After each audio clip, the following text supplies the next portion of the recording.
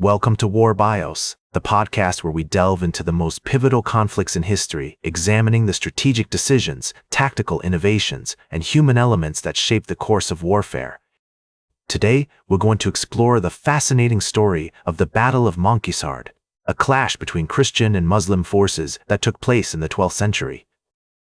The year is 177, and the Kingdom of Jerusalem, established by Crusaders in 1099, is facing a significant threat from the rising power of Saladin, the Kurdish general who has united the Muslim forces of Egypt and Syria under his leadership. The kingdom, which stretches from the Mediterranean coast to the Jordan River, is a fragile entity, vulnerable to external threats and dependent on the support of European crusaders. To understand the origins of the Battle of Montgisard, we need to delve into the complex web of alliances and rivalries that existed in the Middle East during this period. The city of Jerusalem, considered holy by Christians, Jews, and Muslims alike, is a prized possession, and control over it is a matter of great importance.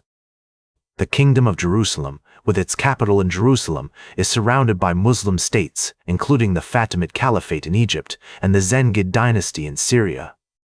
In the months leading up to the battle, Saladin has been gathering his forces in Egypt, preparing for a major campaign against the Kingdom of Jerusalem. Meanwhile, King Baldwin IV, a mere 16 years old at the time, has just ascended to the throne and is facing a daunting task, defending his kingdom against the looming threat.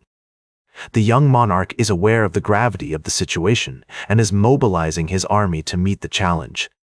As we explore the historical context of the Battle of Montgisard, we find ourselves in the arid landscapes of southern Palestine, where the cities of Gaza and Ascalon stand as key strongholds of the Kingdom of Jerusalem. The region is characterized by rolling hills, dry riverbeds, and sparse vegetation, making it a challenging terrain for armies to navigate. The village of Montgisard, where the battle will take place, is located in the modern-day Israeli city of Tel Yavne, about 20 miles southeast of Jaffa. The area is strategic, as it controls access to the coastal road and the city of Jerusalem.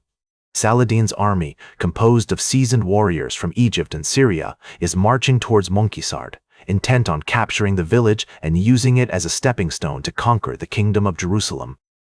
King Baldwin IV, aware of the impending threat, has been mobilizing his army, which consists of knights, men-at-arms, and archers. The Christian forces are outnumbered, but they have the advantage of familiarity with the terrain and the support of the local population.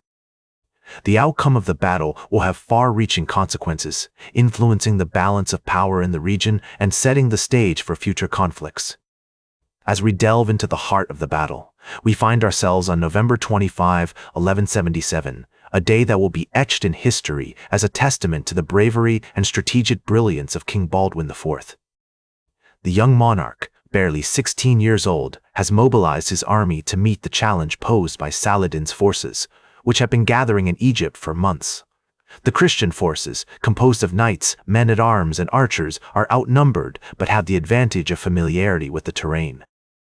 They have chosen a strategic location near the village of Montgisard, where the rolling hills and dry riverbeds provide natural defenses against the enemy's cavalry charges.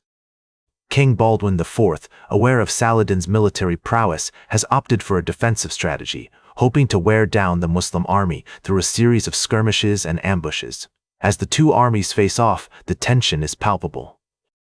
Saladin's forces, comprising seasoned warriors from Egypt and Syria, are confident in their ability to crush the Christian opposition. However, King Baldwin IV has a few tricks up his sleeve.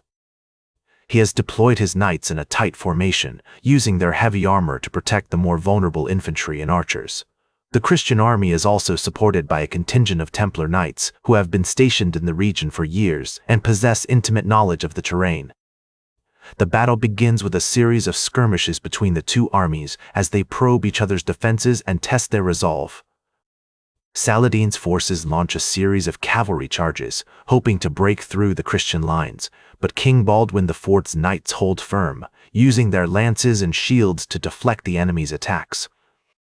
Meanwhile, the Christian archers and infantry launch a barrage of arrows and stones, weakening the Muslim army's resolve and creating openings for the knights to counterattack. As the day wears on, the battle becomes increasingly intense, with both sides suffering heavy casualties. However, King Baldwin IV's strategic decision to fight defensively begins to pay off, as Saladin's forces become weary and disorganized. The Christian army seizes the initiative, launching a series of daring counterattacks that send the Muslim forces reeling. In the end, it is King Baldwin IV's bravery and tactical genius that prove decisive, as the Christian army emerges victorious from the Battle of Montgisard. Saladin's forces are defeated, and the Kingdom of Jerusalem is saved from certain destruction. The young monarch's reputation as a military leader is cemented, and his name becomes synonymous with courage and strategic brilliance. The battle may have been won, but the war is far from over. Although King Baldwin IV's victory saved the kingdom from destruction, it did not bring about a lasting peace. The Muslim forces, led by Saladin, regrouped and continued to pose a significant threat to Christian control over the Holy Land. In the years following the Battle of Montgisard, the Kingdom of Jerusalem faced numerous challenges, including internal power struggles, economic decline, and external pressures from neighboring Muslim states. King Baldwin IV's health began to deteriorate, and he eventually died in 1185 at the age of 24. His successor, Baldwin V, was only a child, and the kingdom was plagued by regency disputes and factionalism. Meanwhile, Saladin continued to consolidate his power and launched a series of campaigns against the Kingdom of Jerusalem. In 1187, he captured the city of Tiberias, which marked the beginning of the end of Christian control over the Holy Land. The Battle of Hattin, fought on July 4, 1187, was a decisive victory for Saladin's forces, and it led to the capture of Jerusalem itself in October of that year. The loss of Jerusalem was a devastating blow to the Kingdom of Jerusalem, and it marked the beginning of a long period of decline. The Third Crusade, launched by European leaders such as Richard the Lionheart and Philip II of France, attempted to recapture the city, but ultimately failed. The Kingdom of Jerusalem continued to exist in some form until 1291, when the city of Acre, its last stronghold, fell to the Mamluk Sultanate. The battle marked a turning point in the history of the region, as it halted the Muslim advance and gave the Kingdom of Jerusalem a brief respite from the constant pressure of Islamic conquest. In conclusion, the Battle of Montgisard was a pivotal conflict that had far-reaching consequences for the Kingdom of Jerusalem and the balance of power in the Middle East. Although King Baldwin IV's victory saved the kingdom from destruction, it did not bring about a lasting peace, and the kingdom ultimately succumbed to external pressures. That's all for today's War Bios. Remember to like, share, and subscribe, and until next time, I'm General Biography, reminding you to keep marching toward victory.